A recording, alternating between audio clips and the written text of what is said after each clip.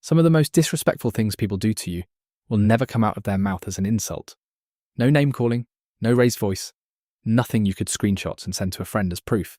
And that's exactly why it works on you, and exactly why you walk away from these interactions feeling small, without being able to point to one single sentence that explains why. You might be thinking, okay, but if nobody actually said anything wrong, maybe I'm just being sensitive about this, right? No, you're not. And by the end of this video, you're going to know exactly why that gap between how small it sounds out loud and how heavy it actually felt in the moment is the first real clue that something's actually happening to you, not something you're imagining. There are 6 of these, 6 specific moves that disrespect you completely while staying technically invisible. And there's a reason almost nobody can catch them in real time. Every single one of them comes with an exit already built in, a built-in excuse, so the second you try to call it out, you end up looking like the one overreacting to nothing. That's not an accident, and by the end of this, you'll see exactly why it's designed that way. For now, here's the one that's so normal you've probably stopped noticing. It happens to you at all, being talked over, not interrupted in a heated argument, just casually cut off mid-sentence, in ordinary conversation by someone who assumes whatever they're about to say matters more than whatever you were already saying. It happens so smoothly that calling it out feels like overreacting to one sentence, except it's never actually one sentence. It's a pattern, and the message underneath it never changes. Your point can wait. Mine can't. Watch for how it feels in your body, that small swallow of never mind, before you've even finished the thought. Notice too who this happens with. The same person who cuts you off mid-sentence at dinner will sit perfectly still and nod along while someone else they respect more is talking. That's not a personality trait, that's a ranking system. And you've just been shown exactly where you land on it without a single word being said about it directly. You might be thinking that one's small. That's not even really disrespect, right? Wrong. Small and repeated is exactly the formula that makes it work, and the next one runs on a completely different mechanism. It doesn't sound rude at all. It actually sounds like a compliment, which is precisely what makes it so much harder to catch. The backhanded compliment. The good for you that doesn't quite land as warm.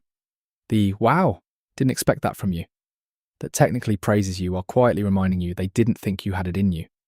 This one's effective specifically because it's wrapped in a positive frame. So if you push back on it, suddenly you're the one who looks like you can't take a compliment. That's the entire design. It lets someone plant a small dig and walk away looking generous. You'll notice it most clearly when you compare it to how the same person compliments someone else. A genuine compliment doesn't need a qualifier attached to it.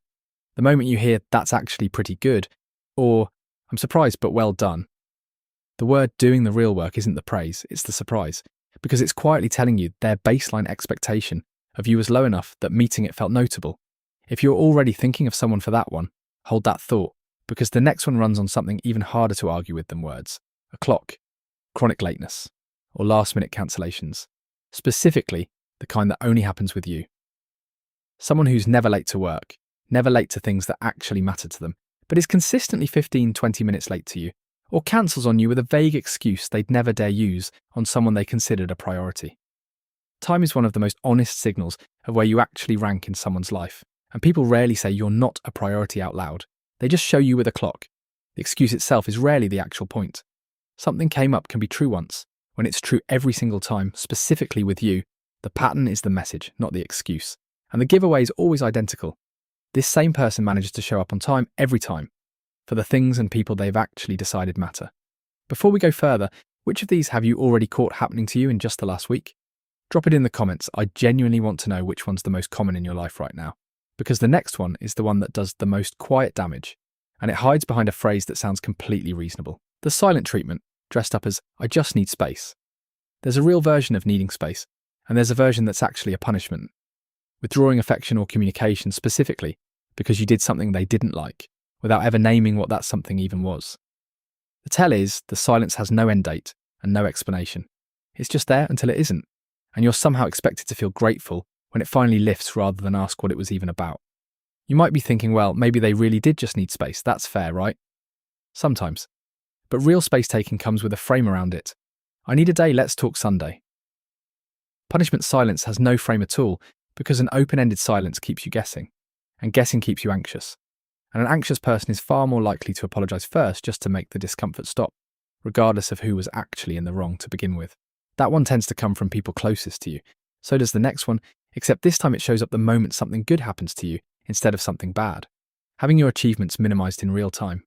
You share something you're proud of, and instead of acknowledging it, the response immediately pivots to a problem, a risk, a reason it's not as good as you think. or worse, a story about themselves that quietly takes the moment back. This one's particularly disorienting because it usually comes from people who'd be genuinely offended if you called them unsupportive. And on paper, they did show up, they did say words, they just somehow made the entire moment about anything except you. It helps to clock how fast the redirect happens. You barely finish your sentence before theirs starts. And theirs is always somehow bigger, harder, more impressive, or, in the opposite direction, a warning about everything that could still go wrong. Either version accomplishes the exact same thing. It makes sure the spotlight never actually rests on you for more than a few seconds. And here's the one I told you about at the start, the one disguised as something that doesn't even sound like disrespect at all. You might still be thinking, this one's just a personality thing, it's not actually disrespect, right? No. Watch this closely. Being asked for your opinion, only when it's expected to match theirs. The moment you actually disagree, the conversation shifts, you get the eye roll, the okay, whatever. The subtle little punishment for having a different take than the one they wanted you to land on. This teaches you slowly, over time, to stop offering real opinions at all, which is exactly the outcome it was quietly designed to produce, whether or not the person doing it would ever admit that to themselves out loud. Over time, this trains a very specific habit in you, scanning for the expected answer before you've even fully formed your real one. You stop being asked what you think and start being asked to confirm what they already think. And the unsettling part is how naturally you adapt to that, without ever consciously agreeing to any of it. Now you've seen all 6, and here's what was actually true the entire time. None of them show up with an insult attached, which is exactly why they're so easy to dismiss in the moment, and so easy to accumulate over months without you ever noticing the total weight of them. They're built to survive being described out loud, because nothing about any single instance sounds dramatic enough to justify a confrontation, so the confrontation never happens, and the pattern just keeps running underneath the relationship, undisturbed. That's the deniability I mentioned at the start. Every one of them comes with a built-in exit. So what do you actually do about something that doesn't qualify as a clear, callable out offence? The same principle applies across all 6. You name the pattern, not the single instance, because a single instance always sounds small enough to argue away. You've cut me off mid-sentence a few times this week. Lands completely differently than getting annoyed about one interruption in isolation. Naming the pattern, calmly, without accusing anyone of malice, is what turns something vague and deniable into something specific enough to actually register. You don't need to catch every single instance. You need to notice the pattern exists at all, because most people doing these have never had the pattern pointed out to them, and silence reads as permission the same way it always does. That's the whole point of everything in this video. None of these 6 qualify as a real insult. That's exactly why they work, and exactly why most people keep absorbing them without ever saying anything. The moment you name what's actually happening, even quietly, even just to yourself first, it stops being something you're imagining and starts being something you can actually respond to. So tell me, which of these 6 do you actually live with right now? The one you've been calling not that serious? Drop it in the comments if this helped. Subscribe to Healthy Mind CEO